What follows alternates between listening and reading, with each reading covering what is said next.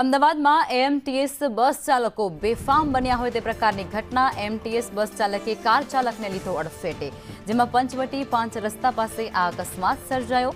અકસ્માત સર્જનાર બસ ચાલકની દાદાગીરી પણ સામે આવી છે, જેમાં સિગ્નલ ખુલતા હોય તો બસ આ જ રીતે ચાલે, મારી સાથે કાર ચાલકની પણ ભૂલ છે। બસ ચાલક દ્વારા આ પ્રકારનું નિવેદન આપવામાં આવ્યું છે અકસ્માત સર્જ્યા બાદ, જ્યારે તેઓ કહી રહ્યા છે કે મારી બસ રફ અને કાર પણ રફ હતી, 40 થી વધુ સ્પીડમાં બસ ચાલતી નથી। બસ ચાલક દ્વારા આ તમામ પ્રકારના વાક્ય છે તે ઉચ્ચારવામાં આવ્યા છે પોતાના સ્વ બચાવ માટે।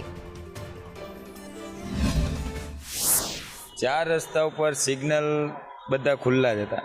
સામેથી મારી ગાડી આવતી હતી, આ બાજુની ગાડી એ રફમાં હતી, મારી એ રફમાં જ હશે, એમ સમથિંગ પકડી લો ને, એની 30ની આસપાસ સ્પીડ હશે।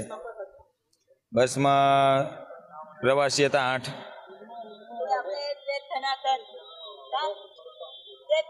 એમાં દેશ ધનાધનનું ક્યાં આવે જ છે? 40ની સ્પીડ 30ની સ્પીડમાં તો ગાડી ચાલતી હોય।